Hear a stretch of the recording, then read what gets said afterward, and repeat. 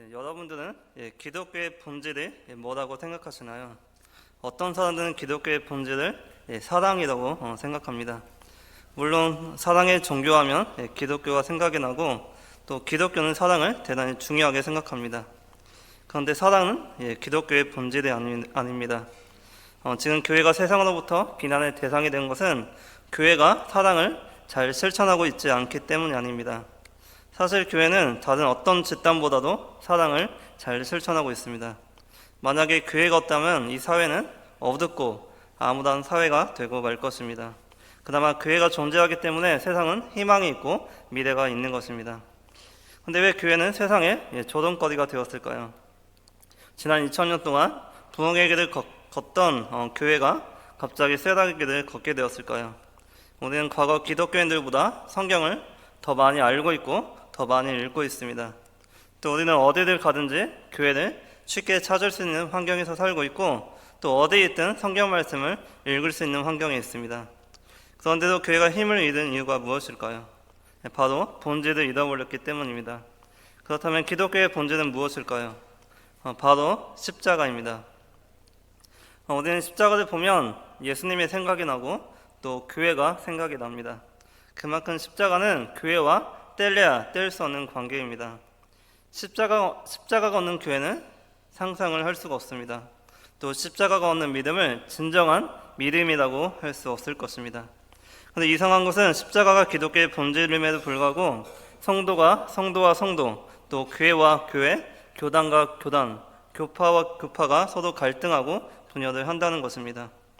우리 기독교인들 각자가 십자가에 매달려 죽었다면 어떻게 살아서 서로 싸울 수 있겠습니까? 그것은 십자가가 없는 성도이고 십자가가 없는 교회이기 때문에 그렇습니다. 세상 사람들도 십자가를 보고서 저것이 교회구나라고 생각합니다. 또 한편으로는 이렇게도 생각할 수 있습니다. 저곳엔 십자가에 예수가 없어 라고 생각하기도 합니다. 이렇게 십자가를 따르지 않고 십자가를 외면하는 교회와 성도를 보고서 세상 사람들은 기독교를 비난하고 조롱하는 것입니다. 또한 믿는 자들마저 이런 기독교의 실증을 내며 교회를 떠나기도 합니다. 요즘에는 교회 나가지 않으면서 스스로 기독교인이라고 말하는 사람들이 있습니다. 그들을 부르는 말이 있는데 바로 가난한 성도입니다. 이것은 교회가 본질을 잃어버려서 생긴 특이한 현상 가운데 하나입니다. 가난한 성도는 교회에 안 나가는 성도를 풍자하는 말로써 안 나가를 거꾸로 읽으면 가난이죠. 그래서 가난한 성도라고 이름이 붙여졌습니다. 이처럼 가난한 성도라는 말은 교회에 나가지 않는 기독교인들을 말합니다. 풍자적으로 시작된 이 용어가 어느새 하나의 사회적인 현상이 되고 말았습니다. 우리나라만 해도 교회에 가지 않으면서 기독교인이라고 말하는 성도가 100만 명이 넘는다고 합니다. 아마 코로나 이후에 그 숫자는 더 많이 늘어나지 않았을까 생각합니다. 이들은 믿음이 없어서 교회에 안 나가는 사람들이 아닙니다. 그들은 단지 교회가 본질을 잃어버렸다고 생각해서 스스로 교회를 떠난 사람들입니다. 지금 기독교가 위기에 빠진 것은 다름 아닌 교회의 십자가가 사라졌기 때문입니다. 물론 교회 건물마다 또 옥상 위에 첨탑 위에 예배당 안에 십자가가 높이 세워져 있습니다. 근데 최근에는 십자가가 없는 교회들이 속속 등장하고 있다고 합니다. 태풍으로 인한 안전사고를 예방하기 위해서 교회 위에 십자가를 떼기도 하고 또 미관상 보기 안 좋다고 걸치적거린다고 십자가를 내리기도 합니다. 또 어떤 지자체에서는 십자가를 내리면 돈을 준다고 내리는 교회도 있습니다. 앞으로는 십자가가 없는 교회가 점점 늘어나지 않을까 생각합니다. 여기서 중요한 것은 눈에 보이지 않는 십자가가 아니라 눈에 보이는 십자가가 아니라 눈에 보이지 않는 십자가가 중요합니다. 우리 몸에 져야 될 십자가를 지고 가는 사람이 교회 안에 얼마나 되겠습니까? 우리는 고난주간을 맞아서 먼저 자신에게 질문을 던져봐야 합니다. 나는 지금 십자가를 지고 있는가? 나는 지금 고난의 길을 걷고 있는가? 고난주간 시작되면 여기저기서 연례 행사들이 열립니다. 하지 않던 금식을 하게 되고요. 또 새벽 기도에 참석하는 등 경건하게 한 주를 보내고자 합니다.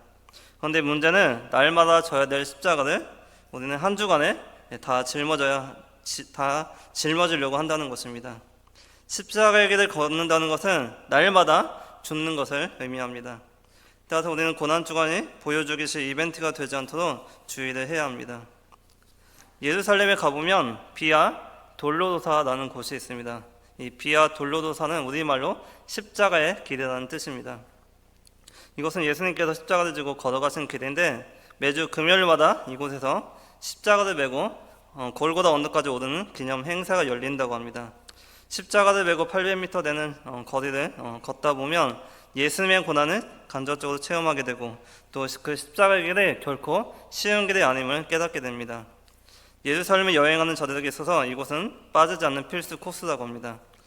십자가의 길을 걸어가신 예수님을 생각하면서 우리들도 정말 이 십자가의 길을 걸어갈 수 있는지 자문해 봐야 할 것입니다. 지금 우리의 현실을 돌아봤을 때 십자가는 우리에게 아무런 영향을 주지 못하는 것 같습니다. 우리의 신앙생활은 십자가가 없어도 아무런 문제가 없어 보입니다.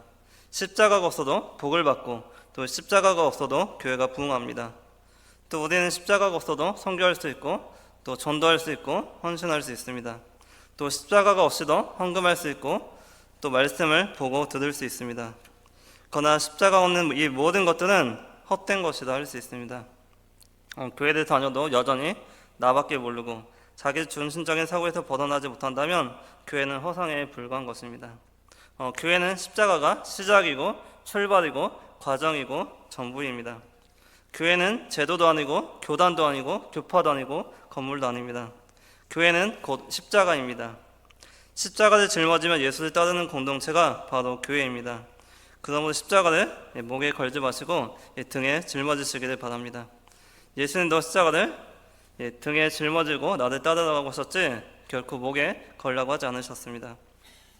마태복음 20장 28절 말씀에 보면 예수님이 이 땅에 오신 목적을 이렇게 설명합니다. 인자가 온 것은 섬김을 받으려 함이 아니라 도리어 섬기려 하고 자기 목숨을 많은 사람의 대속물로 주려 함이니라. 예수님은 분명하고 또렷하게 자신의 목적이 십자가를 지시기 위함이라고 말씀하셨습니다. 이것이 우리가 믿는 복음입니다. 복음으로 사는 사람은 또한 십자가의 길을 걸어가는 사람이라고 할 수 있습니다. 그런데 오늘 말씀 22절과 23절 말씀해 보시면 이 복음이 이 십자가가 어떤 사람에게는 걸림돌이 되고 있습니다. 지금도 십자가가 우리에게 큰 부담으로 다가오고 있지만 초대 교회 때에도 이 십자가가 큰 부담감으로 다가왔던 사람들이 있었습니다. 그들이 바로 유대인과 헬라인들이었습니다. 오늘 말씀 22절과 23절 말씀을 다 같이 읽어보겠습니다. 22절, 23절 말씀. 유대인은 표적을 구하고 헬라인은 지혜를 찾으나 우리는 십자가에 못 박힌 그리스도를 전하니 유대인에게는 거리끼는 것이요 이방인에게는 밀려난 것이로되. 여기서 유대인은 표적을 구한다고 했는데 표적을 구하는 유대인들의 입장에서 생각해 보면 그들은 하나님을 생각할 때 큰 능력과 기사와 어떤 기적을 행하시는 분으로 생각했습니다. 이것이 그들이 가지고 있었던 메시아의 모습이었습니다. 그들은 큰 권능을 행하여 이 세상을 정복하고 경제적인 부흥을 가져오는 메시아를 기다렸습니다. 물론 예수님께서도 많은 기적을 행하셨고 표적을 보여주셨습니다. 하지만 예수님은 그들의 기대와는 달리 십자가에 달려 돌아가셨습니다. 그렇게 표적을 요구하는 유대인들에게 예수님은 결코 이해가 될 수 없는 분이셨습니다. 그 당시 십자가형은 아주 잔인한 사형 방법이었는데 유대인들은 메시아가 어떻게 이런 십자가에서 죽을 수 있는지 도저히 납득이 가지 않았습니다. 그들이 보기에 예수님의 모습은 패배자의 모습이었고 무능력한 모습이었습니다. 더군다나 죄수도 죽은 예수가 어떻게 하나님의 아들이고 하나님께서 보내신 구원자가 될 수 있는지 이해할 수가 없었습니다. 따라서 유대인들에게 예수님의 십자가는 걸림돌이 될 수밖에 없었습니다. 그러면 우리는 어떻습니까? 예수님의 십자가가 걸림돌이 되고 있지는 않습니까? 내가 정말로 십자가 예수님을 받아들이고 있는지 아니면 표적과 능력을 행하시는 분으로서 예수님을 바라보고 있는지 한번 생각해 봐야 합니다. 또 십자가가 걸림돌이 되는 또 다른 분류의 사람들이 있었습니다. 바로 지혜를 찾는 헬라인들입니다. 철학에 빠져 있었던 헬라인들은 십자가의 복음을 받아들이기 힘들었습니다. 그들이 보기에 십자가는 미련한 것이었습니다. 그들은 지혜를 찾는 사람들이었기 때문에 자신들의 머리로 이해가 되지 않으면 그것을 받아들이지 않았습니다. 그래서 그들은 십자가 예수님을 믿는 사람들을 미련하게 보았습니다. 오늘날에도 자신들의 머리를 의지하여 십자가의 예수님을 미련하게 보는 사람들이 얼마나 많은지 모릅니다. 그러나 구원을 받은 우리들은 다릅니다. 유대인들은 또 헬라인들은 십자가를 거리끼는 것으로 미련한 것으로 보지만 우리에게 십자가는 구원의 능력이요 하나님의 지혜입니다. 이 세상 지혜로는 절대로 십자가에 못 박히신 예수님을 이해할 수 없습니다. 하지만 부르심을 받은 우리는 이 십자가의 그리스도가 우리의 구원자 되심을 믿을 수가 있습니다. 예수님께서 십자가의 길을 순종하고 걸어가셨던 것처럼 예수님은 우리에게도 똑같이 십자가를 지고 나를 따라오라고 말씀하십니다. 마가복음 8장 34절 말씀에 보면 무리와 제자들을 불러 이르시되 누구든지 나를 따라오려거든 자기를 부인하고 자기 십자가를 지고 나를 따를 것이니라. 우리가 예수님을 따를 때 명심해야 될 가장 기본적이면서 중요한 것 두 가지가 있습니다. 그것은 첫째, 자기를 부인하는 것이고 둘째, 자기의 십자가를 지는 것입니다. 예수님의 제자들은 자기들의 힘으로 무언가를 이루어 보려고 했습니다. 또한 그들은 하나님의 뜻을 핑계 삼아서 자기들의 야망과 욕망을 이루어 보려고 했습니다.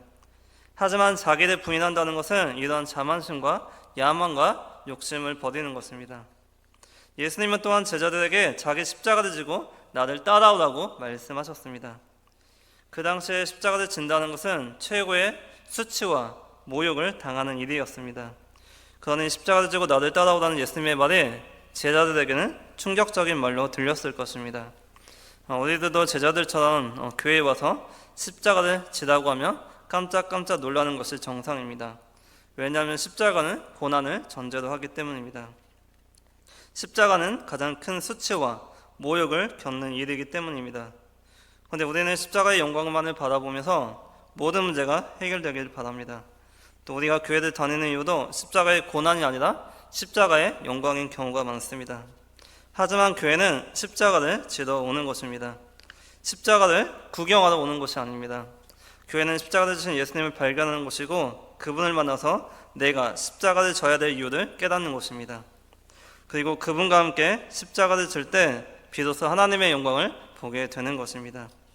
이런 관점에서 보면 교회가 부흥하는 것을 보면 참으로 아이러니합니다.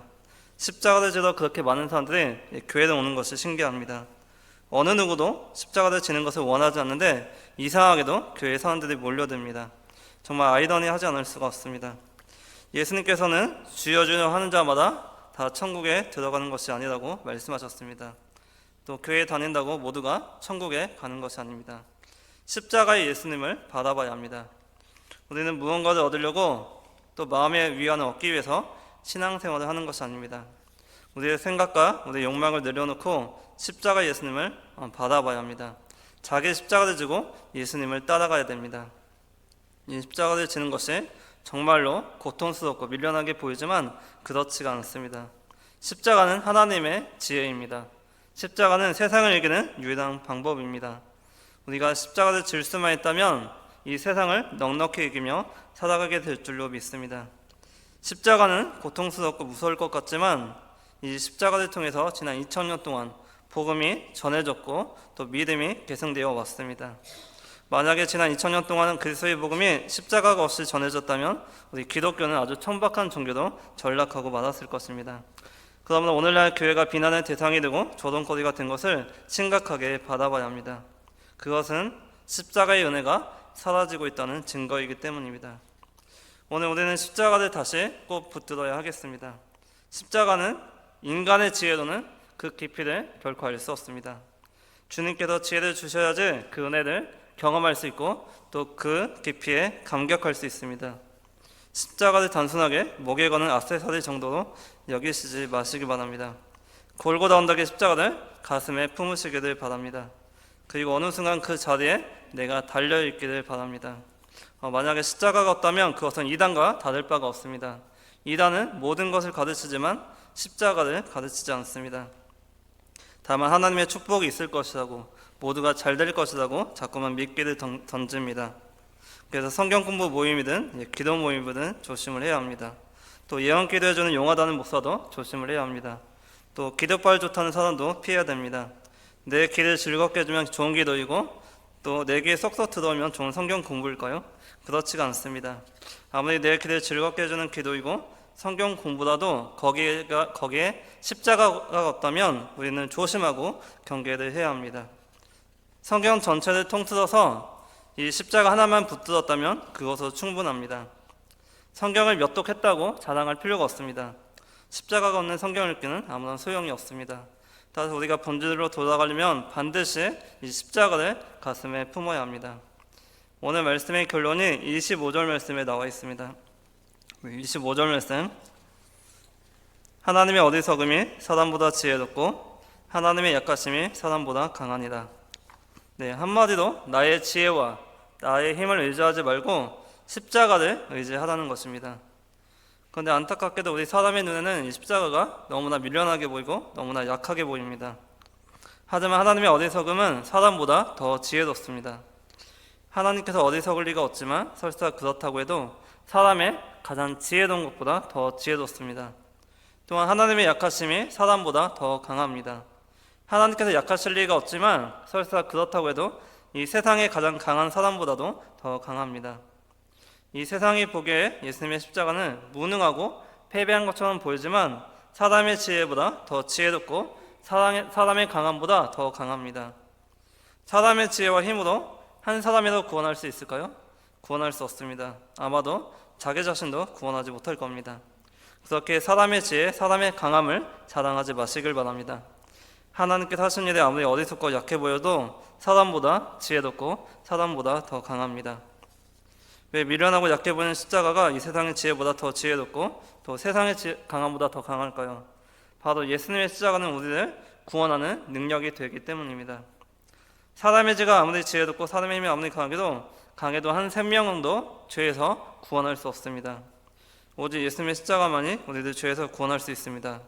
따라서 우리는 구원의 길로 인도하는 이 십자가를 단단히 붙잡을 수 있어야 합니다. 네, 말씀을 정리하겠습니다. 오늘 말씀은 사도 바울이 고린도 교회에 보내는 편지입니다. 고린도 교회는 예수님의 십자가를 헛되게 만드는 교회였습니다. 그는 하나님의 지혜보다 사람의 지혜를 높이 샀고 또 하나님의 능력보다 사람의 능력을 우선시했던 교회입니다. 한마디로 고린도 교회는 교회의 본질인 십자가를 잃어버린 교회였습니다. 그렇게 교회 안에 수많은 문제들이 생겨났고 갈등과 분쟁을 겪게 되었습니다. 사도 바울은 이들의 문제점을 정확하게 꿰뚫어 보았고 그 해결책으로 십자가를 제시합니다. 사도 바울은 고린도 교회가 십자가를 회복하는 교회가 되길 원했습니다. 이번 고난 주간을 맞이해서 우리 교회도 십자가를 회복하는 교회가 되길 소망합니다. 이 십자가는 구원받지 못한 자에게는 두렵고 거들끼고 미련한 것입니다. 하지만 구원받은 우리에게는 하나님의 능력이요 하나님의 지혜입니다. 십자가는 죄인을 의인 되게 하고 또 마귀의 자녀를 하나님의 자녀로 변화시키며 사망 아래 있던 자를 생명 아래 있게 합니다. 하나님은 스스로 인간이 되셔서 우리를 대신하여 십자가에서 죽으셨습니다. 고난과 수치를 당하시고 십자가의 길을 걸어가신 예수님처럼 우리도 우리에게 주어진 십자가의 길을 걸어갈 수 있어야 합니다. 그것만이 우리가 사는 길이며 또 이 땅의 교회가 사는 길입니다. 이번 한 주 동안 자기 십자가를 지고 주님이 걸어가신 그 고난의 길을 함께 걸어가시는 태인교회 모든 성도님들 되시기를 간절히 축원합니다.